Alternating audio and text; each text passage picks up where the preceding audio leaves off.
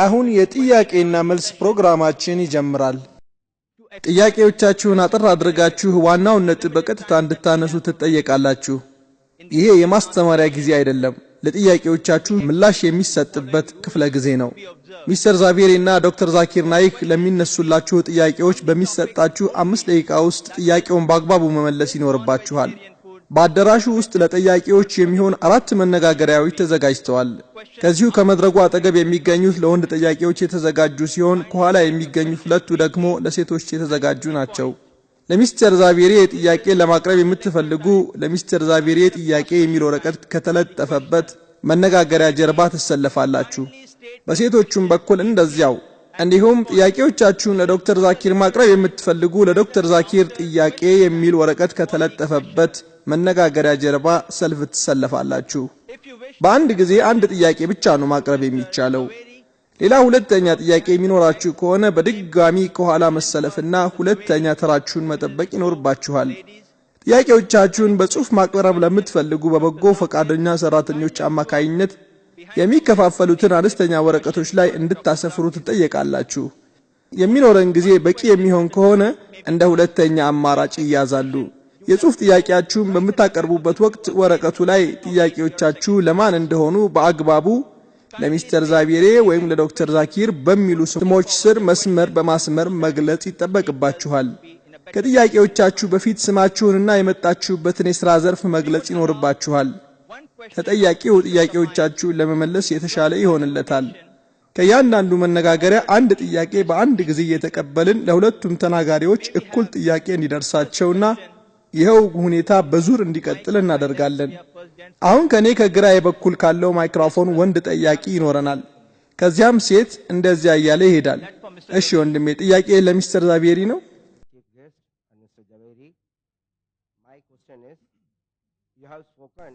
የተከበሩ እንግዳ ሚስተር ዛቬሪ፣ እሺ የኔ ጥያቄ በንግግሮት ውስጥ ከአትክልት ውጭ ያሉ ምግቦች የተከለከሉ መሆናቸውን ከብዙ አቅጣጫ ተናግረዋል።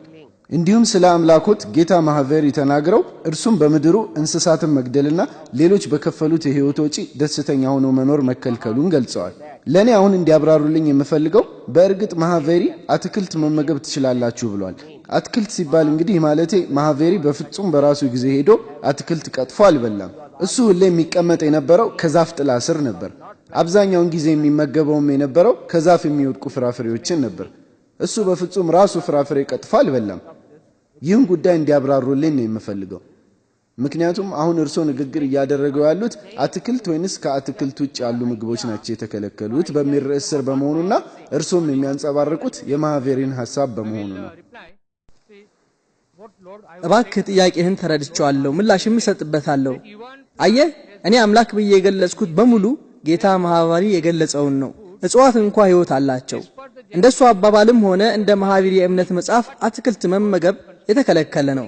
ነገር ግን በአንዳንድ ነገሮች ውሱንነት ምክንያት ሁሉም ሰው እንደ ጄን ሙኒ መሆን አይቻለውም። ለዚህ ነው አላስፈላጊ የሆነ እንስሳት እርድን የከለከለው። እሱ ለጄን ሙኒዎች እንኳን በፍጹም የአትክልት ምግብ መመገብ አልፈቀደም። አሰላሙ አለይኩም ወንድም ዛኪር፣ ሁመይማ እባላለሁ። ጥያቄ አለኝ። በአትክልት ተመጋቢዎች የሚሰራጩ የተለያዩ በራሪ ወረቀቶች ከቁርአን ላይ ከሱረቱል ሐጅ ስጋዎች ወይም ደሞች አላህን አያገኙም፣ ግና የሚያገኘው አላህን የመፍራት ስሜታችሁ ነው የሚለውን የቁርአን አንቀጽ በመጥቀስ ለምግብነት እንስሳትን መግደልን ኢስላም ለመከልከሉ ማስረጃ ነው ይላሉ። ስለ እንስሶች ትኩረት የሚሰጡ በርካታ የቁርአንና የሐዲስ ጥቅሶችም ይገኙበታል። እህቴ ለዚህ ጥያቄሽ ላመሰግንሽ እወዳለሁ። በጣም መሰረታዊ የሆነ ጥያቄ አንስተሻል። እንደሱ አገላለጽ ከቁርአንና ከሐዲስ ማረጋገጫ የሚያቀርቡና ከአትክልት ውጪ የሆኑ ምግቦች ሙስሊሞች መመገብ እንደሌለባቸው የሚያትቱ የተለያዩ በራሪ ወረቀቶች በእነዚህ ድርጅቶች እንደሚሰራጩ ነው። ለነገሩ የዚህ የዛሬው ክርክር መንስኤው ይሄ ነው። ነገሩን እርግጥ አላነሳው፣ ምክንያቱም እንደሰማችሁት ወደ ሃይማኖት እንዳልገባ ተነግሮኛል። ነገር ግን ጥያቄ እስከቀረበልኝ ድረስ መልስ መስጠት ይኖርብኛል። ይሄ ነበር የተበተነው ወረቀት። የሩሽባሽ ፋውንዴሽን ሊቀመንበር ሚስተር ደራንጂ ሳሌቺ ይህንን በራሪ ወረቀት ከቁርአን አንቀጽ ጽፈው ወደኛ ድርጅት ይዘው ነው የመጡት። ከዚያ ነው ይሄ ግንኙነት የተፈጠረው። በእርግጥ ጥቅሱ ትንሽ ስተት አለበት፣ ማገናዘቢያውም ጥቂት ስተት አለበት። እሱ ላይ ግን ትኩረት አላደርግም። አንቀጹ የሚገኘው በሱረቱል ሐጅ ምዕራፍ 22 አንቀጽ 37 ነው። ስጋዎችም ወይም ደሞችም አላህን አያገኙም፣ ግና የሚያገኘው እርሱን የመፍራት ስሜታችሁ ነው ይላል። እኔ በዚህ ሙሉ በሙሉ እስማማለሁ። ምክንያቱም ይሄ የሚያመለክተው ኢስላም እንደ ሌሎች እምነቶች ለመዳን አምላክ የኛን ደምና ስጋ የሚጠይቅበት ሃይማኖት ስላልሆነ ነው። አንቀጹ የሚለው እርድ በምትፈጽሙበት ወቅት ደሙ ወይም ስጋው ወደ አምላክ አይደርስም ነው። አላህ የሚያየው መስዋዕት ያቀረባችሁበትን የእናንተን ንያ የጽድቅ ስራችሁንና ዓላማችሁን ነው። ስለዚህም ነው በኢድ አልአድሃ ወቅት ከሚታረደው እርድ ውስጥ 1/3ኛውን ክፍል ለምስኪን መስጠት ግዴታ የተደረገው። ሌላው 1/3ኛውን ደግሞ ለጓደኛና ለወዳጅ ዘመድ መሰጠት ይኖርበታል። እንዲሁም ሌላኛውን 1/3ኛውን ለቤተሰብ ማድረግ ይቻላል። ለአላህ ተብሎ የሚቀር ነገር የለም። ምክንያቱም ቁርአን በሱረቱል አንዓም ምዕራፍ 6 አንቀጽ 14 ላይ እርሱ ፍጥሯኑን ይመግባል እንጂ እነርሱ አይመገቡትም በላቸው ይላል። አላህ ሁሉንም ሰው ይመግባል። ለመመገብ ደግሞ የማንንም እርዳታ አይሻም። እርድ በምትፈጽሙበት ወቅት አላህ የሚመለከተው የምታርዱበትን ዓላማ እንጂ እርሱ የማንንም እንስሳ ደምም ሆነ ስጋ እንደማይፈልግ አንቀጹ ግልጽ አድርጎታል።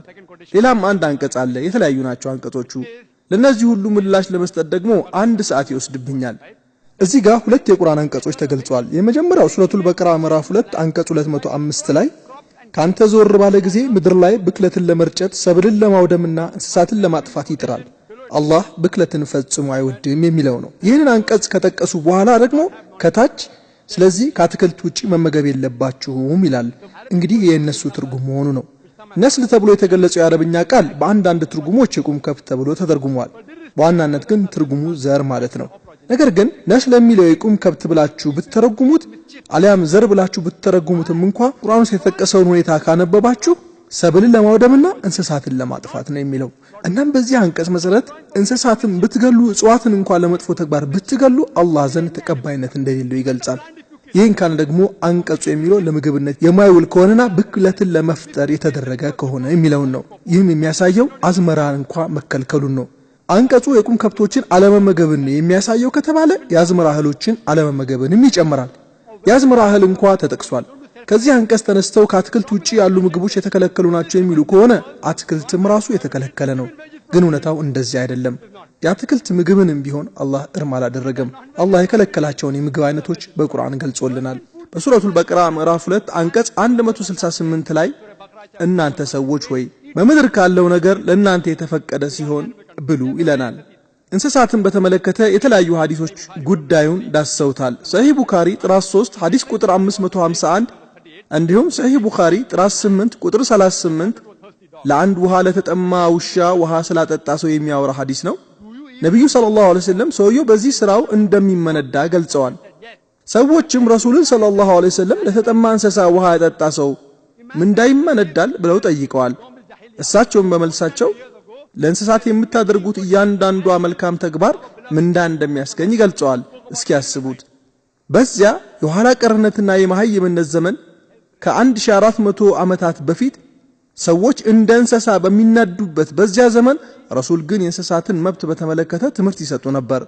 ዛሬ እንደምታውቁት እዚህ ህንድ ውስጥ 2 ኮርማዎች በህግ ከ500 ኪሎ ግራም በላይ ጭነት እንዳይሸከሙ ተከልክሏል። እነሱ ግን ከ1 ቶን በላይ እንዲሸከሙ ነው የሚያደርጓቸው። ነብዩ ሰለላሁ ዐለይሂ ወሰለም ግን እንስሳትን ከሚችሉት በላይ አታሸክሟቸው፣ አታሰቃያቸው፣ አስራችሁ በጦር መሳሪያም አተምቷቸው ብለዋል። በሰሂህ ሙስሊም ጥራት 3 ሐዲስ ቁጥር 4810 እንዲሁም በሰሂህ ቡኻሪ በተጠቀሰ ሌላ ሐዲስ እንስሳትን አስራችሁ በጦር መሳሪያ አትግደሏቸው በማለት ረሱል አስተምረዋል። በሌላ ሐዲስ በሰሂህ ሙስሊም ጥራት 3 ሐዲስ ቁጥር 4812 ላይ እንስሳትን ለእርድ ስታቀርቡ የምታርዱበት ቢላዋ ስዕል መሆኑን አረጋግጡ፣ ምክንያቱም እንስሳው ስቃይ እንዳይበዛበት ያደርገዋል ይላል። አንድን እንስሳ ከሌላ እንስሳ ፊትም አትረዱ፣ እንስሳውን 2 ጊዜ አትግደሉትም ብለዋል። ረሱል ሰለላሁ ዐለይሂ ወሰለም ስለ እንስሳ ጉዳይ ተናግረዋል። መብታቸው ልንጠብቅላቸው ይገባል። ለእርድ የተፈቀደ ሐላል እንስሳ እስከሆነ ድረስ ደግሞ ለምግብነት መጠቀም ይቻላል።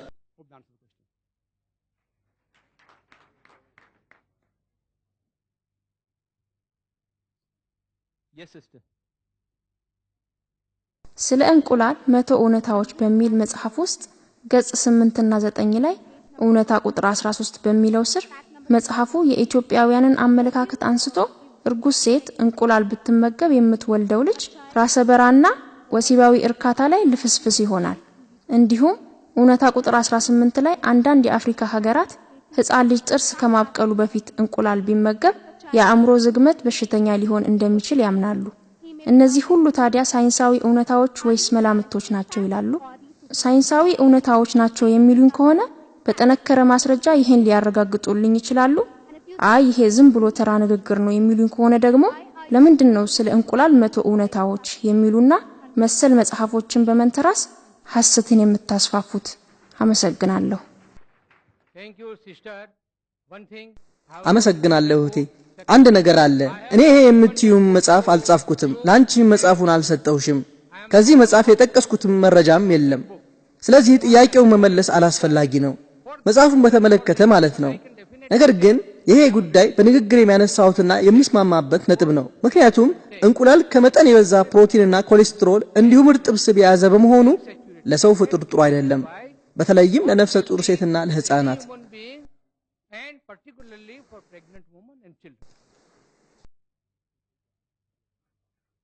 Yes, the next question from the mic on the right.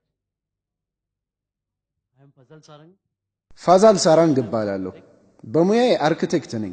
ጥያቄ ለዶክተር ዛኪር ነው። ከአትክልት ውጭ ያሉ ምግቦች ብቻ ናቸው ለልብ በሽታ መንስኤ የሚሆኑት?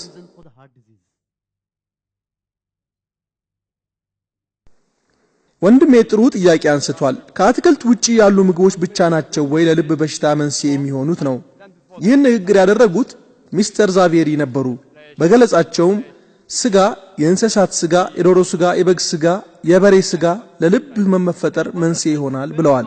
ልክ ናቸው፣ መንስኤ ሊሆኑ ይችላሉ። እንዲሁም አደገኛ ኮሌስትሮል ያለው አንድ እንኳን የአትክልት ዘር አታገኙም ብለዋል። ይህንን እንኳን በእምነቱ አትክልት ብቻ ተመጋቢ የሆነ ዶክተር ሲቀር ሌሎች ዶክተሮች ግን አይቀበሉትም። የልብ ህመም የሚከሰተው በምግብ ውስጥ የስብና የኮሌስትሮል መጠን ሲበዛ ነው። አትክልትም ቢሆን ከአትክልት ውጪ የሆነ ምግብ ማለት ነው። ምግቦች ከፍተኛ መጠን ያለው ኮሌስትሮል ይይዛሉ። አትክልት ምግቦችም ጭምር ማለት ነው። የኦቾሎኒ ዘይት፣ የለውዝ ዘይት፣ የኮኮናት ወይም የዘንባባ፣ የአትክልት ቅቤ፣ እነዚህ ሁሉ ኮሌስትሮል አላቸው። ይህን ተራ የቤት እመቤት እንኳን ታውቀዋለች። ለምን እንደሆነ ታውቃላችሁ? በሚዲያ ማስታወቂያ ስለሚያስነግሩ ነው። ሶፎላ ዘይትን ይጠቀሙ፣ ምንም የልብ በሽታ ስጋት አይይዙትም። ሌሎችም የልብ በሽታ የሚያመጡ ሴቶች እንዳሉ ይጠቁማል ማለት ነው። ቀላል ነው። ዶክተር መሆን አይጠበቅብህም ይሄንን ለማወቅ እንጂ አትክልት ምግቦች ኮሌስትሮል የላቸውም የሚለው 100% ሆን ተብሎ የተዋሸ ነው። እኔ የሕክምና ዶክተር በመሆኔ ሚስተር ዛቬሪን ሟገታቸዋለሁ። ዶክተሮች ደግሞ ለልብ በሽታ ለተጋለጡ ሰዎች ስብ አትመገቡ፣ ቅቤ አትጠቀሙ፣ የኦቾሎኒ ዘይት አትጠቀሙ፣ የለውዝ ዘይት አትጠቀሙ እያሉ ይመክራሉ። እሳቸው ግን ይህን ሐሳብ ከየት አገኙት? ከነዚህ መጽሐፎች። ይህን መጽሐፍ እሱ ነው የሰጠኝ። ልክ ነኝ አይደል? ለወንድሜ ሰጥተዋል። ማን ነው የሰጠው? ሚስተር ሳሌቺ። በዚህ መጽሐፍ ተመሳሳይ ነገር ነው የተገለጸው። አትክልት ምግቦች ኮሌስትሮል የላቸውም ይላል። አዝናለሁ። ሚስተር ዛቬሪን ለመጀመሪያ ጊዜ ያገኘኋቸው እዚሁ ነው። መጽሐፉን የሰጡት እሳቸው ካልሆኑ ይቅርታ ጠይቃለሁ። ነገር ግን አንድ ነገር አለ። እነዚህ ሁሉ መጽሐፍ የታተሙት በጄን ድርጅት ነው። ከቦምቤ እንደሚሰራጭም ታውቃላችሁ። ዋጋቸውን በጣም ርካሽ ነው። ወቀሳ እያቀረብኩኝ ግን አይደለም። እባክዎ በዚህ ጉዳይ ላይ ባናወራ መልካም ነው። እኔ የማንንም ስሜት መጉዳት አልፈልግም። እኔ የማንንም ስሜት ለመጉዳት አይደለም። አዝናለሁ። ያንን ለመናገር ፈልጌ አይደለም፣ ተገድጄ ነው። ፈልጌ አይደለም። አይ ዶክተር ዛኪር እርሶ መመለስ አለብህ ብለውኛ ለመልሳለሁ። በጥያቄና መልስ ክፍለ ጊዜ እድል ይሰጡታል። እባካችሁ ጌታዬ በሰዓቶት እንዲጠቀሙ አደርጎታለሁ። የመድረክ መሪው ተረብሻለሁ። ሐሳቤን ባለመቋጨት ተጨማሪ ግማሽ ደቂቃ እንዲጨመርልኝ። አያችሁ፣ ሆን ብለው የተዛቡ ነገሮች አሉ። እንቁላል እርሳቸው እንደተናገሩት አንዱ መንስኤ ነው ይላል። እርግጥ እንቁላል ኮሌስትሮል አለው፣ በኮሌስትሮል የበለጸገ ነው። ግን ዋናው መንስኤ ጠንቁ እሱ አይደለም። አሁን የሕክምናና የምርምር መጻሕፍት እንደሚሉት እንቁላል ውስጥ ያለው ኮሌስትሮል አይደለም ጠንቁ። ከዚህ ይልቅ ዋናው ጎጂ እንቁላሉ የሚጠበስበት ፈሳሽ ወይም እርጥብ ስብ ወይም ዘይት ነው። ቅቤ ወይም ጊ፣ የአሳማ ስብ፣ እነዚህ ናቸው ዋነኞቹ ጠንቆች። እንቁላል ሲጠበስ እነዚህ ቅቤ ወይም የመሳሰሉትን የማንጠቀም ከሆነ በእንቁላል አስኳል መመገብ ምክንያት ለልብ በሽታ የመጋለጡ ዕድል አነስተኛ ነው።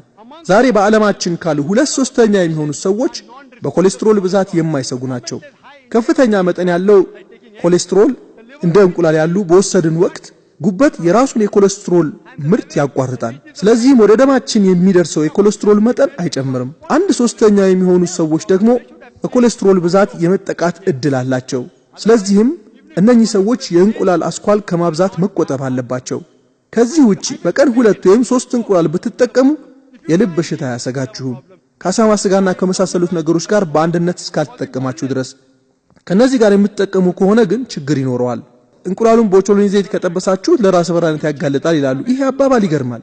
እኔ ምሳሌ መጥቀስ አልፈልግም። እዚህ አዳራሽ ውስጥ እንኳን ቢታይ ብዙ ራስ በራዎች አሉ። ታላላቅ ሰዎች ከሚባሉት መሃል ራስ በራዎች ሁሉ ነበሩ። ስማቸውን መጥቀስ አልፈልግም። ስሜቶቻችሁን ልጎዳ አልፈልግም። እና እንዲህ አይነት ነገሮች ይህ ሳይንሳዊ በሆነ መንገድ የተሰሩ ጥናቶች ናቸው። ጥናትም አይደለም እንደውም ለልብ በሽታ መንስኤ ተያያዥ ሆነው የቀረቡት አልኮልና ሲጃራ ናቸው። አዎ አሜሪካን ውስጥ የልብ በሽታ ችግር በብዛት የሚታየው አትክልት ተመጋቢ ባልሆኑት ላይ ነው። ምክንያቱም ስብ ይመገባሉ። ቁርአንም ድንበር አትለፉ ይላል። በልክ ካደረጉት ይሄ ችግር ይቀረፋል። ሁለተኛ አሜሪካን ውስጥ አትክልት ብቻ ተመጋቢዎች ሀብታሞች ናቸው። ለምን አትክልት በላተኛ እንደሆኑ ታውቃላችሁ? በአሁኑ ሰዓት ፋሽን ነው፣ ሀብት ማሳያ ነው። ምክንያቱም የአትክልት ምግብ ውድ ነው። መርሴዲስ መኪና የምትነዳ ከሆነ የደረጃህን ከፍ ማለት ያሳያል። አትክልት ምግብ ተመጋቢ ከሆንክም እንደዛው ነው፣ ደረጃህን ነው የሚያሳየው። አሜሪካን ውስጥ ከ3 እስከ 7% የሚሆነው ህዝብ አትክልት ተመጋቢዎች ናቸው። ከነዚህ ውስጥ ደግሞ ከ1% የሚያንሱት ደግሞ ንጹህ አትክልት በላተኞች ናቸው። 1% በታች። ምክንያቱም ሀብታሞችና ባለጸጎች ናቸው። እነዚህ 1%ዎቹ ለጤናቸው በጣም ይጨነቃሉ። እንደ ሚስተር ዛቬሪ ሁሉ ብዙዎቹ አትክልት በላተኞች በአልኮልና በትንባሆ ክልክልነት ይስማሙ ይሆናል፣ በተዛማጅነት ለልብ በሽታ መንስኤ በመሆናቸው። የልብ በሽታ በአትክልት በላተኞች ዘንድ ብዙም አይደለም። ነገር ግን ማንም ሰው ኮሌስትሮል ወይንም ስብ የበዛበት አትክልትም ሆነ ከአትክልት ውጪ ያለ ምግብ ቢመገብ ለበሽታው ይጋለጣል። ይህን ለመከላከል የቁርአንን መመሪያ ተከተሉ። ቁርአን በሱረቱ ጣሃ ምዕራፍ 20 አንቀጽ 81 ላይ ወሰንን አትለፉ ይላል።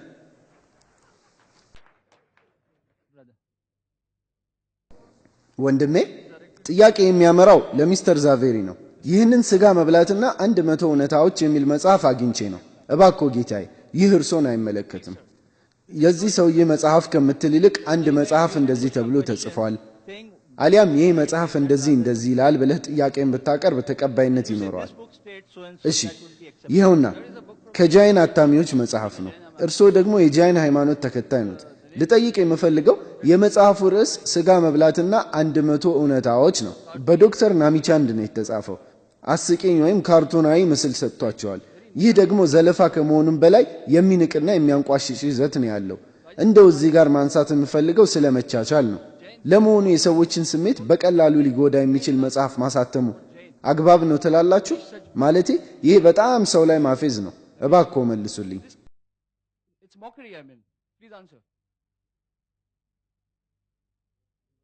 Yes, the speaker would not like to answer to that. I give him the full right not to answer to the question which a speaker. ተናጋሪው ጥያቄውን ለመመለስ አልፈለጉም። ተስማሚ አይደለም ብለው ያሰቡትን ጥያቄ አለመመለስ ሙሉ መብት ተሰጥቷቸዋል። እኔ ግን የጠየቅኩት ወደ ሁለተኛ ጥያቄ እንገባለን። ቀጣይ ጥያቄ ግን እኔ አልረካሁም።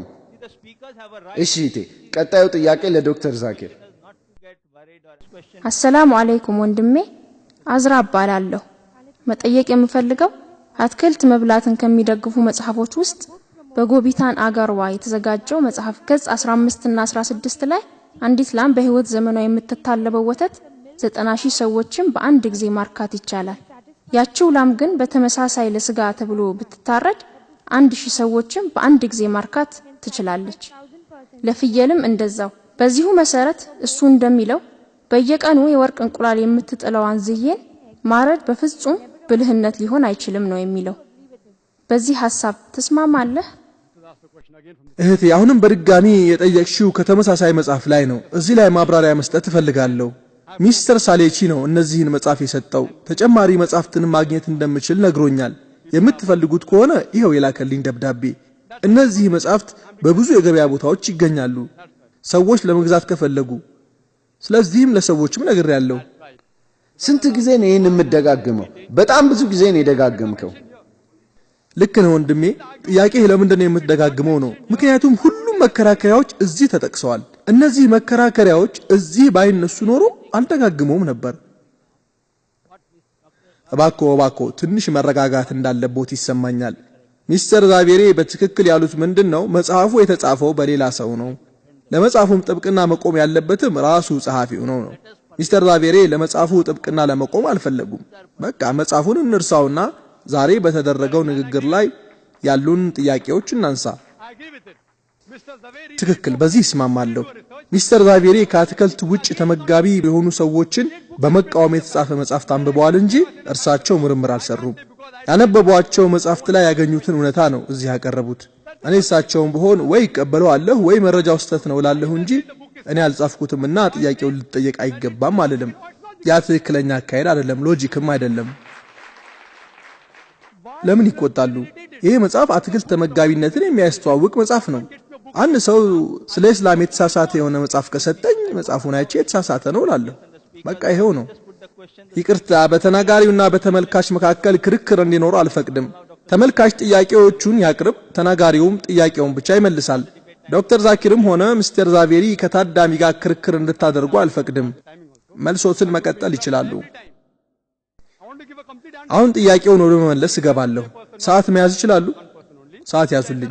በተደጋጋሚ በጣልቃ ገብነት የምረበሽ ከሆነ ሰዓት ይያዝልኝ። እኔ ሙሉ መልስ መስጠት እፈልጋለሁ። የመድረክ መሪውን መጠየቅ የሚፈልገው አድሎ እንዳያደርጉብኝ ነው። መልስ መስጠት ከጀመርኩ በኋላ ጣልቃ ከተገባብኝ ተጨማሪ ሰዓት ሊሰጠኝ ይገባል። እህቴ ያነሳችው የመከራከሪያ ሐሳብ በዚህ መጽሐፍ ብቻ ያለ ሳይሆን በሌሎች መጽሐፎች ላይም የሚገኝ ነው። ኢንተርኔት ላይ ብትሄዱ ተመሳሳይ መከራከሪያ ታገኛላችሁ። የመጀመሪያው ጥያቄ ወተት አትክልት ነው ወይስ ከአትክልት ውጪ? ይሄ የራሱ ከባድ ጥያቄ ነው። ወተት ከአትክልት ውጪ ነው ብሎ የሚከራከሩ አትክልት ተመጋቢዎች አሉ። ይህንን መጽሐፍና ተናጋሪውን እየወቀስኩ አይደለም። ይሄ መጽሐፍ በድጋሚ ወተት ከአትክልት ውጪ ነው ይላል። ሌሎች አትክልት ተመጋቢዎች ደግሞ አይ እኛ ወተትም ከአትክልት ጋር የምንመገብ ላክቶ ቬጀቴሪያን ነን ይላሉ። አሊያም ወተትን ከአትክልት ምግብ ውጪ ነው የሚሉ አሉ። የኔ ቀላሉ ጥያቄ እናንተ እንስሳትን የመጉዳት ፍላጎት ከሌላችሁ እንስሳት ወተት በሚታለቡበት ወቅት ህመም እንደሚሰማቸው ታውቃላችሁ? ሰው ሰራሽ የሆነ የወተት አስተላለብ ህመም ይፈጥራል። ጡት የምታጠባ ሴትም መጠየቅ ትችላላችሁ። አንዳንዴ ችግር ሲያጋጥማትና ሰው ሰራሽ በሆነ ዘዴ ወተቷን ስታልብ ህመም ይሰማታል። በዚህም ምክንያት አርቲፊሻል የሆኑ ወይም ሰው ሰራሽ የሆኑ ወተት ማውጫዎች ወይ ማለቢያዎች በጣም ህመም አላቸው። ከእንስሳትም ወተት ሲታለብ ከባድ ህመም አለው። ታዲያ ለምንድን ነው እንስሳትን ለምግብነት መዋል እንደሌለባቸው እየተከራከራችሁ ወተታቸውን የምታልቡት? የከብቶችን ማለቴ ነው። በጣም ህመም ይሰማቸዋል። ይሄ እንስሳትን መዝረፍ ማለት እኮ ነው። እንስሳትን ለምግብነት መዋል አግባብ አይደለም ብላችሁ ወተታቸውን የምትጠቀሙ ከሆነ ለልጆቻቸው ወይም ለጥጆቻቸው የሚሆነውን ወተት እየተሻማችሁና እየሰረቃችሁ ነው። በመጽሐፉ ላይ በምሳሌው እንደተገለጸው አንዲት ላም በቀን በአማካይ 10 ኪሎ ግራም ወተት ትሰጣለች ይላል። በድጋሚ መጽሐፉ ተሳስቶም ከሆነ ችግር የለም። ኢንተርኔት ላይም ያለው 10 ኪሎ ግራም ነው የሚለው። ሲሰላ በወር 300 ኪሎ ግራም ይላል። በአመት ደግሞ 3000 ኪሎ ግራም። ለመሆኑ ወተት በሊትር እንጂ በኪሎ ግራም ይለካል እንዴ? ለምን በኪሎ ግራም አደረጉት? እኔ አላውቅም። ጸሐፊውን መጠየቅ ትችላላችሁ። መጽሐፉን በመቀጠል 3000 ኪሎ ግራም ወተት 6000 ሰዎች መመገብ ይችላል ይላል። በህይወት ዘመኗ ይህች ላም ከምታለበው ወተት 90000 ሰዎችን በአንድ ጊዜ መመገብ ይቻላል ይላል። ነገር ግን ይህችን ላም ብናርዳት ስጋዋ ሊዳረስ የሚችለው ለ1000 ሰዎች ብቻ ነው። እንግዲህ ለ90000 ሰዎችና ለ1000 ሰዎች ከ90000 ሰዎችና ከ1000 ሰዎች የትኛው ይበልጣል ነው። ቀጥሎም ለምንድን ነው በየቀኑ የወርቅ እንቁላል የምትጥል ዝይ የምትገደለው? ይሄ በእውነት ብልህ ሰው የሚስማማበት አይደለም ይላል። እኔም በዚህ እስማማለሁ። ግን እዚህ ጋር ሊተኮርበት የሚገባው ነጥብ ማንም ወተት አላቢ የሆነ ግለሰብ የምትታለብ ከብቱን ለአራጅ ወይም ለቄራ አሳልፎ አይሰጥም። የትኛውም የእርድ አገልግሎት የሚሰጥ ድርጅት የሚታለብ ከብት መቼም ቢሆን አይገዛም። ምክንያቱም የምትታለብ ከብት የመታለቢያ ጊዜዋ ካለፈባት ከብት ዋጋዋ በብዙ እጥፍ ይበልጣል። እናስ እኛ ከአትክልት ውጪ የምንመገብ ሰዎች ምንድነው የምናደርገው? እንስሷ ወተት መስጠት እስኪያቆም ድረስ እንክብካቤ እናደርግላታለን። ወተት መስጠት ስታቆም እናርዳታለን። የዶሮዋንም እንቁላል ሁሉ እንጠቀማለን። እንቁላሏን ግን መጣል ስታቆም ለስጋዋ ብለን እናርዳታለን። ሁለት ወፍ በአንድ ድንጋይ ማለት ነው። እኛ የተሻልን በሳሎች ነን። መጽሐፉ በድጋሚ የሚሰጠው ሌላ መከራከሪያ አንዳንድ እንስሳት ለመስክ ስራና ለሌሎችም መሰል ተግባሮች ለምሳሌ ለእርሻ ስራ፣ ለመጓጓዣነት ትጠቀሙባቸዋላችሁ። እንደው ለእንስሳ ፍቅር ካላችሁ ለምንድን ነው በስራ የምትጫኗቸው? ለሙ ከዚህም አልፎ አሃዛዊ መረጃዎች እንደሚያሳዩት ህንድ ውስጥ ካሉ ላሞችና በሬዎች ውስጥ 25 በመቶ ብቻ ናቸው ምርታማዎቹ። የተቀሩት 75 በመቶ ምርታማ ያልሆኑ ናቸው። ወይ መታለቢያ ጊዜያቸው አልፏል አሊያም ወንዶች ናቸው። እሺ ታዲያ እነዚህን 75 በመቶ ያህል ድርሻ ያላቸውን ምንም ምርታማ ያልሆኑትን ላሞችና በሬዎች፣ ፍየሎች ምን ታደርጓቸዋላችሁ? አንድ አማራጭ ብቻ ነው ያላችሁ፣ እናንተው ማርባት መያዝ። አማካዮቹ በሬዎች ወይንም ላሞች ለመኖር በአመት 18000 ሩፒ ያስፈልጋቸዋል። እንደነሱ አሃዛዊ መረጃ እንደኔ አይደለም። እንደነሱ በአመት 18000። እነሱ ወተት መስጠት ካቆሙ በኋላ ሌላ ተጨማሪ 4 እና 5 አመት ይኖራሉ። የትኛው ገበሬ ነው በየአመቱ የሚሊዮኖችን በሬዎች 18000 ብር ወጪ መሸፈን የሚችለው? ሁለተኛው አማራጭ ለድርጅቶች መስጠት ነው። ሶስተኛ መስኩን ክፍት አድርገው ማሳውን መልቀቅ ነው። ሶስተኛው አማራጭ ደግሞ እንስሳቶቹን ጫካ ውስጥ መተውና የአውሬ ራት ማድረግ ነው። የመጨረሻው አማራጭ ግን በጣም ምርጡ አማራጭ ነው። ወተት መስጠት ሲጀምሩ ወተታቸውን መጠቀም፣ ወተት መስጠት ሲያቆሙ ለእርድ አሳልፎ መስጠት። ገበሬውንም ይጠቅማል፣ ገንዘብም ማግኘት ይቻላል። እንዲሁም እንስሳቶቹም ለሰው ልጅ ስጋቸው ለመብልነት፣ ቆዳቸውም ለቆዳ ውጤቶች እንዲሁም አጥንታቸውም ጭምር ጥቅም ላይ ይውላል። ጥያቄውን እንደመለስኩት ተስፋ አደርጋለሁ። Next question for Mr. Zaveri. እንደ ካስቱርጃንድ ጄን በ22ኛው ትሪታንካራ ሰርግ ላይ ነመቲያ በመባል ዝናው የሚታወቀው አለሲኒያ ሲያገባ የእንስሳትና የወፎች ስጋ ተዘጋጅቶ ነበር። እንደ ቻስትራ አገላለጽ ሁለቱም ሙሽራው ሙሽሪትም ጄን ነበሩ። በሌላም ገለጻ የጄን ሻራቪካ የቢሽማን ሽሪኒክ ሚስት ነበረች። የአሁን ዘመኗ ማህቪር ማለት ነው። ነፍሰ ጡር ነበረች። በወቅቱ የባሏን ልብ የመብላት ጽኑ ፍላጎት ነበራት። የቢሽማንስ ትልቁ ልጅ አብሃይ ኩማር በፈንታው የሞተ እንስሳ ስጋ ሰጣት። ቼኒያም የባሏ ልብ እንደሆነ አስባ በላችሁ። ይሄ አባባል ምን ያህል አስተማማኝ ነው ለሚለው እርግጠኛ አይደለሁም። አሊያም ካስቱርጃን ያለው እውነት ይሁን ሐሰት አላውቅም። እባክዎ ቢያብራሩልኝ። በ1981 ከታተመውና ዘካሪ ቫን ሲሪየስ ከሚለው ጽሑፍ ነው መረጃውን ያገኘሁት።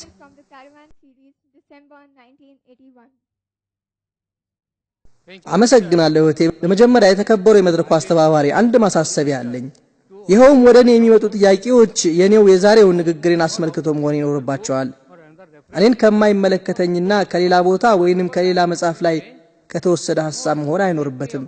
ነገር ግን እኔ ትክክለኛ ጄኒ ነኝ። ስለ ጄኒም ታሪክም ሆነ ስለ ኒሚቲያን ታሪክ በሚገባ አውቃለሁ። አሁን ትክክል ነው። ለዚያም ነው እንስሳት ግድያ ይቁም ብሎ ለዓለም ሕዝብ የተናገረው። እኔ እዚህ አይነት ድግስ አልፈልግም ነበር ያለው። ለዚህ ነበር ጄን ሙኒ ትሪታንካራ የሆነው።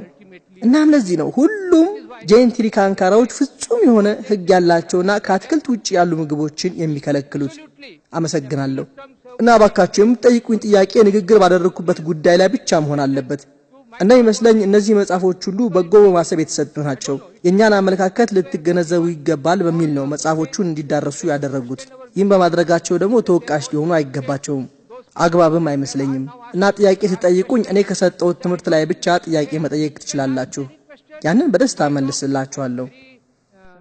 ሌላ ለመድረክ አስተባባሪ የሚናገረው ማሳሰቢያ እኔና ሚስተር ዋይቢ ትሪቪዴን ሌላ ቦታ ስብሰባ ስለሚጠብቀን ይህንን ስብሰባ በ5 ደቂቃ ውስጥ አጠናቀን መሄድ እንፈልጋለን። የኔ ጥያቄ የምግብ እሴትን የሚጠቁሙ ሰንጠረዦች በአትክልት ተመጋቢዎች ይከፋፈላሉ። ሰንጠረዦቹ በአትክልት ምግብ ውስጥ የሚገኘው የፕሮቲንና የብረት መጠን ከአትክልት ውጪ ከሆኑ ምግቦች ውስጥ ከሚገኘው የበለጠ ነው ይላሉ። በዚህም ከአትክልት ውጪ ከሆኑ ምግቦች የተሻለ የአትክልት ምግቦች የምግብ ውህደት ከፍተኛ እንደሆነ ይናገራሉ። እባክዎ በዚህ ላይ አስተያየተውን ቢሰጡኝ። ወንድሜ ጥሩ ጥያቄ አቅርቧል። መጽሐፎቹን ማን እንዳከፋፈላቸው አያውቁም? እዚህ ጋር በጽሁፍ ገልጸውልኛል እኮ። መጽሐፎቹ የተሰጡት ከሩሽፓሽ ድርጅት ነው። ለአርኤፍ በጽሁፍ እንደገለጹልን የዚህ አይነትና መሰል መጽሐፎች ሙምባይ ውስጥ በሙስሊሞች ዘንድ እንዲሰራጭ ፍላጎቱ ካላችሁ እኛ ከክፍያ ነፃ በሆነ መንገድ በርካታ መጽሐፎችን ልንሰጣችሁ ደስተኞች ነን የሚለው የላኩልን ደብዳቤ። ወንድሜ የጠየቀው ጥያቄ የአትክልት አመጋገብ ሰንጠረዥ እንደሚከፋፈል ነው። አሁን ትክክል ነው። እኛም ድርጅት ውስጥ ይገኛል። እኛ ምላሽ አልሰጠንም። ያንን ባየን ጊዜ ምላሽ አልሰጠንም። ምላሽ አያስፈልገውም ብለን ስለወሰንን ነው ምላሽ ያልሰጠነው።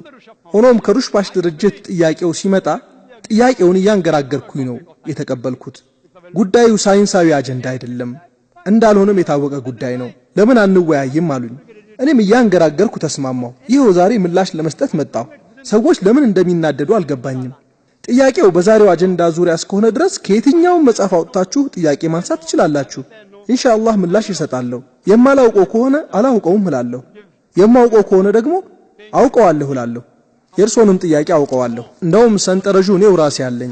ሰንጠረዡ በምግብ ውስጥ የሚገኙ እሴቶችን የሚገልጸው ዋጋቸውን፣ ፕሮቲንን ከአትክልት ውጪ ከሆኑ ምግቦች ውስጥ ይልቅ በአትክልት ምግቦች ውስጥ በብዛት እንደሚገኝ ሰንጠረዡ ይገልጻል።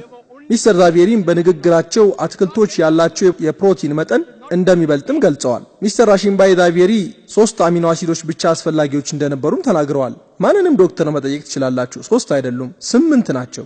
እሳቸው ከጠቀሱት ውስጥ 5 ይቀራሉ። ከሰውነታችን ጋር ተያያዥነት ያላቸው አሚኖ አሲዶች 8 ናቸው። ሌሎች የተቀሩት 5ቱ ተያያዥነት የሌላቸው ናቸው።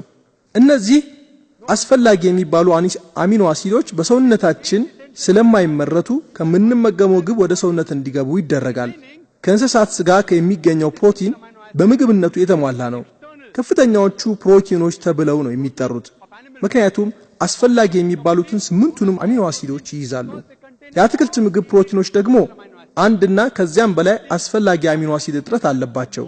ይሄ ሳይንሳዊ መልስ ነው። ዋጋ ወይንም ቁጥሩ የከፍ ያለ ቢሆን እንኳን ከ20 በላይ ወይም ከ10 በታችም ቢሆን ፕሮቲንነቱ የተሟላ አይደለም። የአትክልት ፕሮቲኖች የተሟሉ አይደሉም፣ ዝቅተኛ ናቸው። የእንስሳት ፕሮቲን ግን የተሻለ ጥራት ያለውና የተሟላ ነው። በተመሳሳይ ሁኔታ ከምግብ የሚገኘው የብረት አይነትም 2 አይነት ነው። የመጀመሪያው ሄም አይረን፣ ሌላኛው ደግሞ ነን ሄም አይረን ይባላሉ። ሄም አይረን በሰውነት ውስጥ በቀላሉ መዋሃድ የሚችል ሲሆን ነን ሄም አይረን ደግሞ በቀላሉ የሚዋሃድ አይደለም። የእንስሳት ተዋጽኦ ምግቦችም ስጋን ጨምሮ ሄም አይረንና ነን ሄም አይረን አላቸው። በአትክልት ምግቦች ውስጥ ያለው ሄም አይረን መጠን ግን አነስተኛ ነው። በስዕሉ በተገለጸው መሰረት ፕሮቲን በቀላሉ አይዋሃድም። ስለዚህም የአይረን እጥረት፣ በስዕሉ በተገለጸው መሰረት የፕሮቲን መጠኑ በቀላሉም አይዋሃድም። ስለዚህም የአይረን እጥረት አለባቸው። ግን መደምደሚያው የአትክልት ምግቦች የተሻሉ ናቸው የሚለው ይህ አባባል ሰዎችን ወደ ስህተት እያመራ ያለ መሆኑን መግለጽ እወዳለሁ። ይህንን ግልጽ በሆነ እንግሊዝኛ ፍሮድ ወይም አጭበርባሪነት እለዋለሁ። ማን ነው ይህንን የሚፈጽመው? አንዳንድ የአትክልት ተመጋቢ ማህበረሰቦች ሰውን እያሳሳቱ ነው። አጭበርባሪነት ደግሞ በየትኛውም ሃይማኖት የተወገዘ ተግባር ነው። ትንሹን ትልቅ ዋነኛ ሃይማኖት ይሁን አይሁን ማጭበርበር የተወገዘ ተግባር ነው። እናም እዚህ መጠየቅ የሚፈልገው ጥያቄ ከባለ 10 ከባለ 20 ወይም ከባለ 500 ብር ኖት ወይም የገንዘብ ዋጋ የትኛው ይሻላችኋል ነው። ልዩነቱን የሚያውቅ ባለ 500ን ይመርጣል። ጥያቄው እንደመለስኩት ተስፋ አደርጋለሁ። አሰላሙ አለይኩም። ጃቪር ሼህ ይባላለሁ። ጥያቄ ለራሺምባይ ነው። በንግግሮት በሽታዎች በስጋ ምግብነት ከሰው ወደ ሰው እንደሚተላለፉ ተናግረዋል። ሆኖም እጽዋትም እኮ በአንዳንድ በሽታዎች ይጠቃሉ፣ በባክቴሪያዎችና በቫይረሶች። በዚህም አንድ ሰው ከእጽዋት በሽታ ሊይዘው ይችላል፣ ከአትክልት ምግብም ማለት ነው። ሌላው በንግግሮት ዲናርኒሽና ዲፓክ ቾፕራን ጠቅሰዋል። የዶክተሮችን ማሳሰቢያም እንደሚቀበሉ ጠቅሰዋል። እርሶ በዶክተሮችና በሕክምና ባለሙያዎች የሚያምኑ ከሆነ ትሪቪዴስርም ይህንኑ አስመልክቶ ተናግሯል። እርሶ በዚህ የሚያምኑ ከሆነ እኔ አንድ ቀላል ምሳሌ ጠቅስሎታለሁ። ልጅ እያለሁ የትኩሳት በሽታ ሲያመኝ ዶክተሮቹ በቀዝቃዛ ውሃ ገላይን እንዳልታጠብ ይነግሩኝ ነበር። አሁን ግን ትኩሳቴ ሲነሳብኝ በቀዝቃዛ ውሃ ታጠብ እያሉ ይመክሩኛል። እኔ እርሶ ከባለሙያዎች በተወሰዱ ሐሳቦች ወይም በአሃዛዊ መረጃዎችና በሕክምና ጉዳዮች የሚያምኑ ከሆነ እርሶም አሃዛዊ መረጃ ያቅርቡ ነው የምለው። ዶክተር ዛኪር ልብ በሽታን አስመልክቶ የአሜሪካንን ጥናት ገልጿል። እርሶስ በህንድ ውስጥ የልብ በሽታን አስመልክቶ አሃዛዊ መረጃዎች አሉት? አሊያስ የትኞቹ ምግብ ተመጋቢዎች ናቸው ለዚህ በቀላሉ የሚጋለጡት?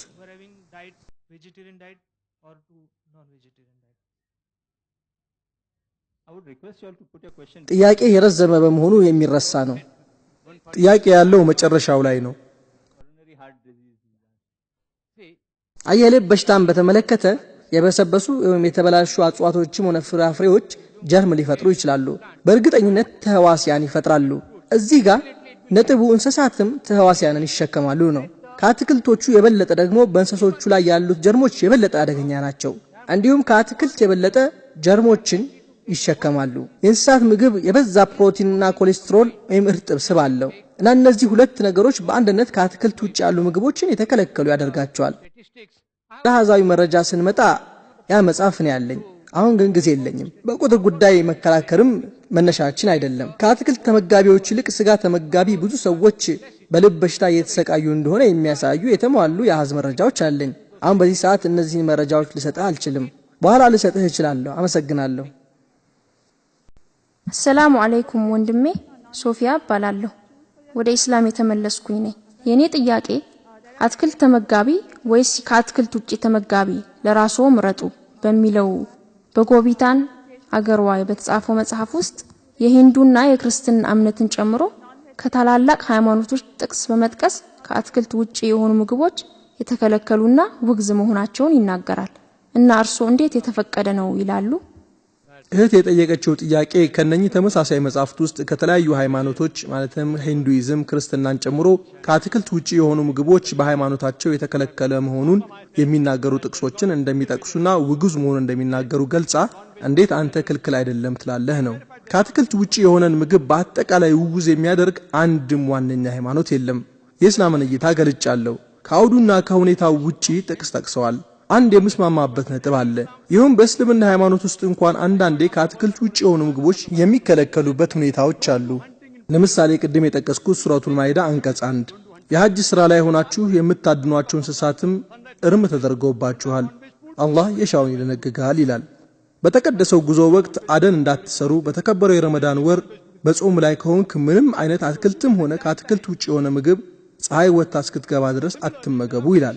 በጾም ወቅት ከአትክልት ውጪ የሆነ ምግብ ከነጭራሹ ክልክል ነው ማለት አይደለም። ክልክልነቱ በዚያች የጾም ወቅት ብቻ ነው። እንደዚሁም ተመሳሳይ የሆኑ ጥቅሶች በተለያዩ የሃይማኖት መጻሕፍት ውስጥ ማግኘት ይቻላል። በተወሰነ የጾም ወቅት ከአትክልት ውጪ የሆኑ ምግብ መመገብ የተከለከለ ጥቅስ ያዙ። ክርስትናን አስመልክቶ እህቴ የጠየቅሽውን በተመለከተ መጽሐፉን ስላነበብኩት መልስ መስጠት እችላለሁ። እነሱ እንደሚሉት በመጽሐፍ ቅዱስ ውስጥ የሞተ ስጋ አትብሉ የሚል አለ ብለው በቅንፍ ውስጥ ስጋ ብለውታል። እነሱ የጠቀሱት ነገር እዛ ላይ አይገኝም። ማጣቀሻውም አልተገለጸም። የት ቦታ እንደሆነም አላመላከቱም። የንጽጽር ሃይማኖት ተማሪ በመሆኔ አመጋገብን አስመልክቶ ከዚህ ቀደም ንግግር አድርጌያለሁ። እነሱ የሚጠቅሱት ዘሌዋውያን ምዕራፍ 17 አንቀጽ 15 እንዲሁም ዘዳግም ምዕራፍ 14 አንቀጽ 21 ነው። እንዲህ ይላል፣ በራሱ የሞተን ስጋ አትመገቡ ይላል። ማለትም ሞቶ የበከተን ሁሉንም ስጋዎች አይደለም የከለከሉት፣ የሞተ እንስሳ ስጋ ብቻ ነው። እነሱ ግን የሞተ እንስሳ ምግብ ይሉትና በቅንፍ ውስጥ ስጋ ይሉታል። በቁርአን ውስጥ እንኳን በሱረቱል በቀራ ምዕራፍ 2 አንቀጽ 173 ላይ፣ በሱረቱል ማኢዳ ምዕራፍ 5 አንቀጽ 3 ላይ፣ በሱረቱል አንዓም ምዕራፍ 6 አንቀጽ 145 ላይ፣ በሱረቱል ነህል ምዕራፍ 16 አንቀጽ 115 ላይ በእናንተ ላይ እርም ያደረገው በክትን፣ ደምን፣ የአሳማን ስጋ ከአላህ ሌላ ባለ አካል ስም የታረደ የእንስሳ ስጋ ነው ይላል። በመጽሐፍ ቅዱስም የተፈቀደ ነው። ዘፍጥረትን ካነበባችሁ ምዕራፍ 9 አንቀጽ 2 እና 3 ላይ እነርሱ በእጃችሁ ተሰጥተዋል። ተከታዩ አንቀጽ በዘዳግም ምዕራፍ 14 ላይም ሕይወት ያለው ተንቀሳቃሽ ሁሉ መብል ይሆናችሁ ይላል። እንዲሁም በዘዳግም ምዕራፍ 14 አንቀጽ 11 ላይ ክንፍና ቅርፊት ያላቸውን ትበላላችሁ ይላል። በዚያው ዘዳግም ምዕራፍ 14 አንቀጽ 20 ላይ ንጹህ የሆኑ ወፎችን ሁሉ ብሉ ብሎ ያዛል። ስለዚህ ተፈቅዷል። ወደ ዕብራውያን ምዕራፍ 5 አንቀጽ 13 እና 14 ላይ ወተት የሚጋት ሁሉ ሕፃን ስለሆነ የጻድቃን ቃልን አያውቅም፣ ጠንካራ የሆነውን ምግብ ወይም ስጋ ከበላህ ጠንካራ ትሆናለህ ይላል። መጽሐፍ ቅዱስ ነው የሚለው፣ እኔ አይደለሁም። በሉቃስ ወንጌል ምዕራፍ 24 አንቀጽ 41 እና 43 ብቻ ኢየሱስ ክርስቶስ አለይሂ ሰላም ወደ ላይኛው ክፍል ሄደ፣ የሚበላ ስጋ አላችሁን ሲላቸው ሐዋርያቶቹም የተጠበሰ አሳና ማር ሰጡት ይላል። ፊት ለፊታቸውም በላ ይላል። ስለዚህ ማሳ የተፈቀደ ነው። ኢየሱስ አለይሂ ሰላም ወደ ሮሜ ሰዎች ምዕራፍ 14 አንቀጽ 2 እና 3 ላይ ሁሉን እንዲበላ እንደተፈቀደለት የሚያምን አለ፣ ደካማው ግን አትክልትን ይበላል ይላል። የሚበላው የማይበላውን አይናቀው፣ የማይበላውን በሚበላው አይፍረድ ይላል።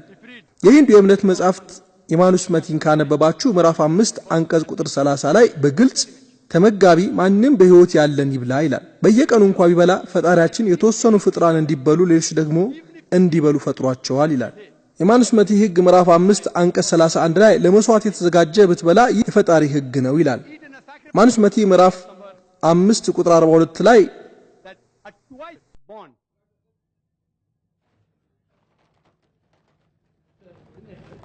Yes, brother. No, please. ወንድሜ እባክህ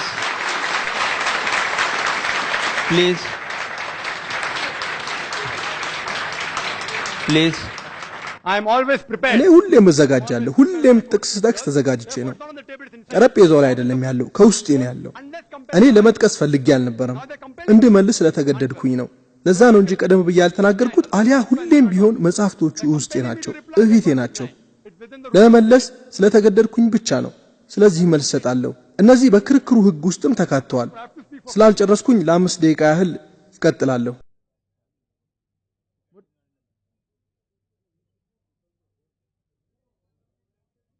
We would request anyone not to disturb in between. Please don't disturb the question. And then my time is አየ ተጨማሪ 20 ሰኮንድ ይኖረኛል፣ ምክንያቱም ይሄ ጊዜ ያባክናል። አሁንም ጊዜ ያልቆብኛል። እሺ ተጨማሪ 30 ሰኮንዶች ሰጠናል። ሌላም በማኑስ መቲ ምዕራፍ 5 አንቀጽ 35 ላይ ስጋ መመገብ ትችላላችሁ። በሪግቬድ መጽሐፍ ቁጥር 10 ሃይመን ቁጥር 16 አንቀጽ 10 ላይም ስጋ መመገብ ትችላላችሁ ይላል። በሪግቬድ መጽሐፍ ቁጥር 10 ሃይመን ቁጥር 86 አንቀጽ 13 ላይ በተመሳሳይ ሁኔታ ስጋ መመገብ ትችላላችሁ ይላል። በማህበራታ ምዕራፍ 88 አንቀጽ ቁጥር 266 እስከ 272 ላይ ደግሞ የተጠቀሰው ቅድሚያቶችን ማስደሰት ከፈለክ ቅጠላቅጠልና ቁጥቋጦ ከሰጠ ለ1 ወር ያህል ብቻ ታረካቸዋለህ። አሳ ከሰጠ ለ2 ወር፣ የአጋዘን ስጋ ከሰጠ ለ3 ወራት፣ የበግ ስጋ ከሰጠ ለ4 ወር፣ የርግብ ስጋ ከሰጠ ለ5 ወራት፣ የፍየል ስጋ ከሰጠ ለ6 ወራት፣ ባለነጠብጣብ አጋዘን ከሰጠ ለ7 ወራት፣ ጥቁር ድኩላ ከሰጠ ለ8 ወራት፣ ላም ከሰጠ ድፍን 1 ዓመት፣ በሬ ከሰጠ 12 ዓመት፣ አውራሪስና የፍየል ቀይ ስጋ ከሰጠ ለዘላለም ታስደስታቸዋለህ ይላል። በሪግቬድ ሐሳብ መሰረት ቅድሚያቶችን ማርካት ከፈለክ የሚበልጠው መስጠት አለብህ። ቀይ ስጋ መስጠት አለብህ።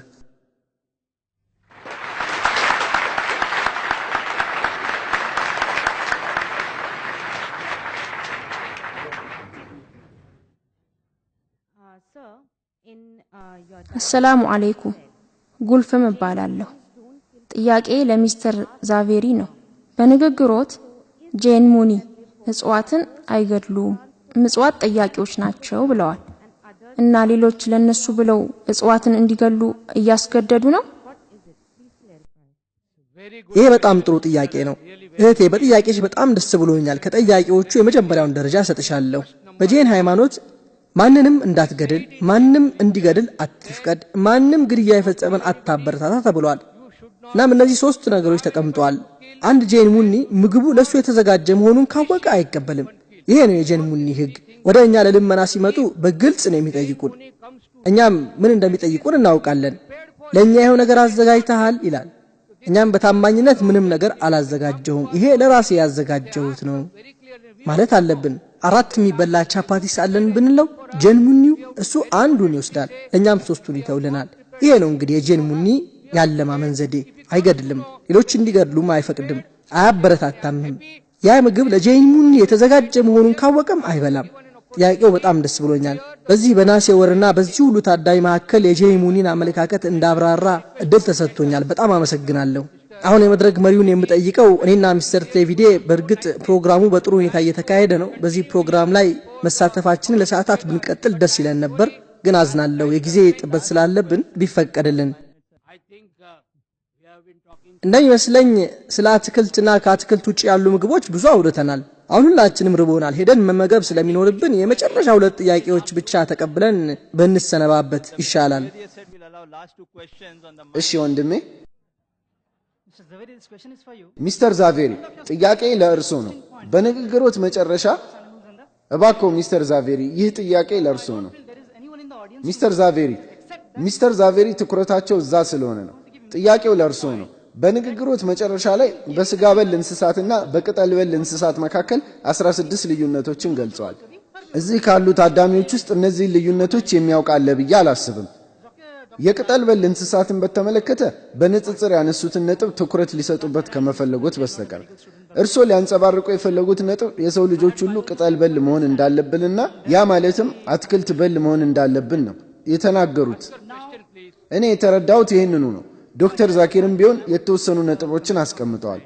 እርሶ እንደገለጹት ፓይታሊን በአትክልት በል እንስሳት ምራቅ ውስጥ እንደሚገኝና በስጋ በል እንስሳት ውስጥም በሰው ልጅም ውስጥ እንደሚገኝ ገልጸዋል።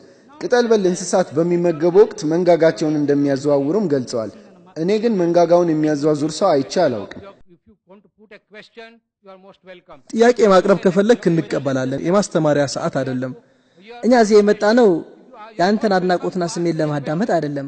ጥያቄን በቀጥታ ጠይቅ፣ እኔም ምላሽ ለመስጠት ሙሉ ፈቃደኛ ነኝ። ምክንያቱም እኔና ሚስተር ትሬቪዴ ሌላ ቀጠሮ ስለሚጠብቀን ይህን ቶሎ ጨርሰን መሄድ አለብን። በስጋ በልና በቅጠል በል እንስሳት መካከል ያለውን ልዩነት መፍጠር ለምን አስፈለገ? ምን ለማስተላለፍ ፈልገው ነው? እሺ ቅድም ንግግሬን ሲጀምር ሁሉም ማለት ይቻላል አብዛኞቹ የሰው ልጆች አካላት ስምና አካሎቹ በተፈጥሮ ከተክል ተመጋቢ እንስሳት ጋር እንደሚመሳሰሉ ገልጫለሁ። በጉዳዩ መስማማት ያለ መስማማት ጉዳይ ለተከበረው ታዳሚ ይሰጣለሁ። በተስማሙ መልካም ነው፣ ባትስማሙም ግን መልካም ነው። በተናገርኩት ነጥብ የግድ መስማማት አለባችሁ የምለው እኔ ማን ሆኜ ነው? ምክንያቱም እኔ የገለጽኩት ነገር ሳይንሳዊ እውነታ ያለውና እኔም ማስረጃ ማቅረብ የሚችልበት ጉዳይ ነው። ነገር ግን ታዳሚው በጉዳዩ ይስማማል አይስማማም ለእናንተ የተተወ ነው። የኔ ነጥብ በተፈጥሮ የሰው ልጅ በአብዛኛው እንደውም 100% አትክልት ተመጋቢ ነው። በአንዳንድ ሁኔታዎች ምክንያት ግን ስጋ በል እንዲሆን ተደርጓል። ጓዶች ዛሬ ጠዋት እዚህ ተገናኝተን ሐሳብ በመካፈላችን በጣም እንደተደሰትኩ ልነግራችሁ እፈልጋለሁ። በእስልምና ላይም የሚነሱ አንዳንድ የተዛቡ ግንዛቤዎች በዶክተር ዛኪር አማካይነት ግልጽ ሆነውልናል። በእስልምና ውስጥ እነዚህ ነገሮች መጠቀሳቸውን አላውቅም ነበር። ለእስላማዊ ምርምር ማዕከል ላቅ ያለ ምስጋና ማቅረብ እፈልጋለሁ። እንዲሁም ለወዳጄ ለሚስተር ሳላቺ ከሩሽፓሽ ድርጅት ምስጋና አቀርባለሁ። እኔና ሚስተር ትሬቪዴ ሌላ ቀጠሮ ስላለንና ጊዜ ስለሌለን ትተናችሁ መሄድ ይኖርብናል። በድጋሚ በጣም አመሰግናለሁ። ጥያቄ ለዶክተር ዛኪር ነው። ለሃያዎቹ ጥያቄዎች መልስ አለኝ፣ ግን አሁን ጊዜው አይፈቅድልንም። በማንኛውም ጊዜ እድሉን ቢሰጡኝ ለሃያዎቹም ጥያቄዎች ምክንያታዊ መልስ እሰጦታለሁ። አንደኛ፣ ሁሉም ሃይማኖቶች በአምላክ ነው የሚያምኑት። አምላክ ደግሞ ኃያል ነው። ያም ማለት ሁሉም የእሱን ህግ መከተል አለባቸው ማለት ነው። አሁን በአምላክ የተሰጠን ህግ ምንድን ነው? ይህ ህግ የተሰጠው በአምላክ ነው። ለምንድን ነው አምላክ አየር፣ ብርሃን፣ ውሃ እንደፈለግነው አድርጎ ፈጥሮልን በቀላሉ የማይገኙና ወጪ የሚያስወጡ ነገሮች ፍለጋ ምን ሄደው? እዚህም ተመሳሳይ ህግ ነው ያለን። ጥያቄዎቹን በ5 አረፍተ ነገሮች ያስቀምጡ። ዶክተር ዛኪርም ሆኖ ሚስተር ትሬቪዴ ጉዳዩን በጥልቀት ያውቁታል። ጥያቄዎቹን ብቻ ቀጥል፣ በ5 ወይም በ6 አረፍተ ነገሮች። እርሳቸው ገብቷቸዋል።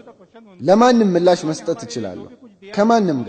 ከማንም ጋር ጥያቄ የሚለው አምላክ አየርን፣ ብርሃንን፣ ውሃን በቀላሉ እንዲገኙ አድርጎ ፈጥሮልናል። ታዲያ ይህ ሆኖ ሳለ ለምንድነው በቀላሉ መገኘት የማይችሉና ወጪ ወዳላቸው ነገሮች መሄድ ለምን አስፈለገ የሚል ነው። በጣም ጥሩ ጥያቄ ነው። ጥያቄው ገብቶኛል። በጣም ረጅም ጥያቄ ነው። በጣም ጥሩ ጥያቄ ነው። መጀመሪያ ያነሱትን ጉዳይ በተመለከተ 20ውንም ጥያቄዎች መልሳለሁ ብለዋል።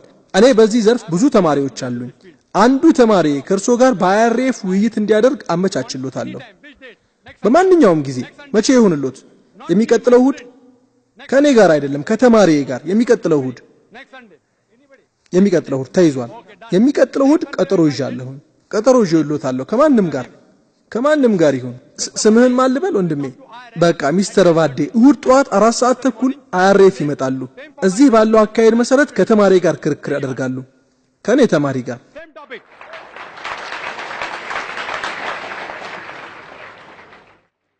ጥያቄው የሚለው አምላክ አየርን፣ ብርሃንን፣ ውሃን በቀላሉ እንዲገኙ አድርጎ ፈጥሯልና ታዲያ የሆኑ ሳለ ለምንድነው በቀላሉ መገኘት የማይችሉና ወጪ ወዳላቸው ነገሮች መሄድ ለምን አስፈለገ ነው። በጣም ጥሩ ጥያቄ ነው ወንድም። ያነሳው ነጥብ ግን ለሚስተር ዛቬሪን መግለጽ አለብህ። ምክንያቱም እርሳቸው የአትክልት ምግብ ወደ አትላንቲክና እንዲሁም ወደ በረሃዎቹ መጓጓዝ አለበት ብለዋል። ንገራቸው፣ እኔ አልነገርኳቸውም። ለሚስተር ዛቬሪ እኔ ያልኩት የአትክልት ምግብ በቅርበት ካለ እሰየው፣ የእንስሳትም ምግብ ካለ እሰየው፣ ሐላል የሆነ እንስሳ እስከሆነ ድረስ። ጥያቄው መጠየቅ የነበረብህ ለሚስተር ዛቬሪ ነበር። አንደኛ ነገር በቀላሉ የሚገኝ ምግብ ነው መመገብ ያለብህ። ምግቡ ሐላል ወይም የተፈቀደ ምግብ እስከሆነ ድረስ ውድ ምግብ የግድ መመገብ አይኖርብንም። ይሄ ማለት እኮ ልክ አንድን ሀብታም ሰው ለምን ናሚራል ላይ ትኖራለህ እንደማለት ነው። እንደምታውቁት ናሚራል ላይ አንድ ጫማ ስኩዌር ስፋት ላለው ቦታ 25000 ሩፒ ነው የሚከፈለው። ሚራ ብትመጡ ግን ለአንድ ጫማ ስኩዌር 1000 ሩፒ ብቻ ነው የምትከፍሉት። አንድ ሀብታም ግለሰብ ጥሩ ቤት መግዛት አቅም ካለው ለምንድነው ጥሩስ ምግብ ወይም ስጋ እንዳይገዛ የሚከለከለው? ምግቡ ፕሮቲን ሲኖረው፣ ብረት ሲኖረው በተለያየ መልኩ የተሻለ ይሆናል፣ በሚኖረው የተሻለ ጥራት ማለት ነው። እና ሀብታም ሰው ይህንን ምግብ የመግዛት አቅም ካለው ለምን ይከለከላል? የመግዛት አቅሙ ከሌላችሁ አትክልት ተመገቡ። እኔ አልከለከልኳችሁም። ጥያቄውን እንደመለስኩት ተስፋ አደርጋለሁ።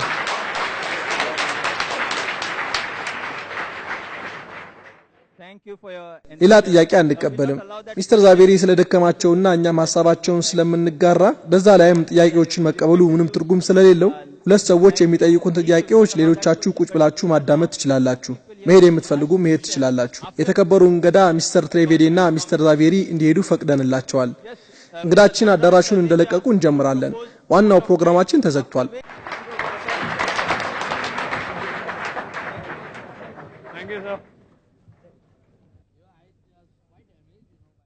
እሺ ወንድሜ፣ የኔ ጥያቄ ከአትክልት ውጪ የሆኑ ምግቦች የተሟላ የምግብ ንጥረ ነገር እጥረት አለባቸው?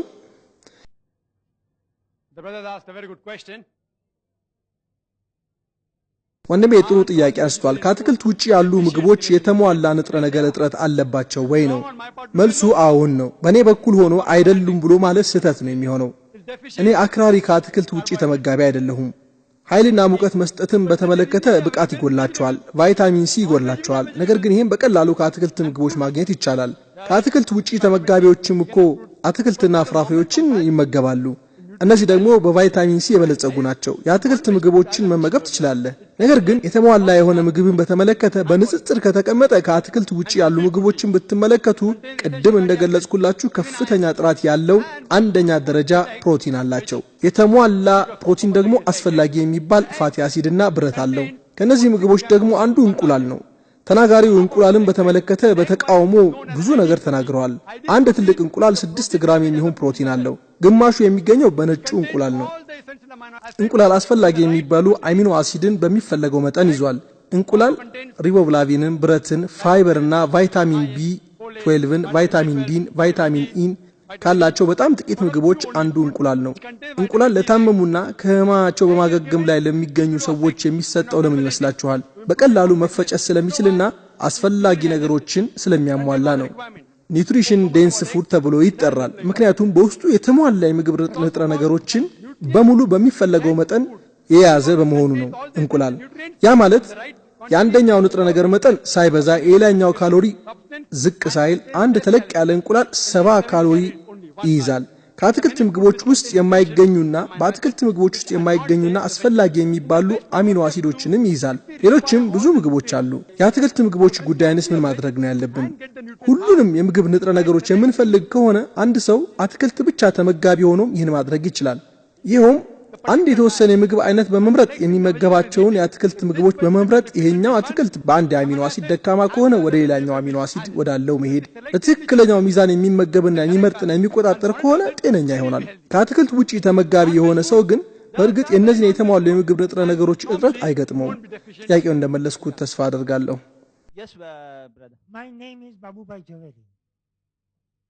ባቢሃይ ዛቬሪ ይባላለሁ። ዶክተር ዛኪር ናይክ በንግግሩ ለዶክተር ዲን አርኒሽ ተነጻጻሪ የሚሆኑ ባለሙያዎችን ለመጥቀስ ሞክረዋል።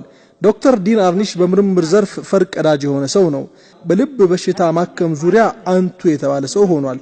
ለዘርፉ ባበረከተው አስተዋጽኦም በአሜሪካን ፕሬዝዳንት እውቅና ተሰጥቶት በጤና ጉዳይ የአሜሪካውያን አማካሪ እንዲሆን ሾመውታል።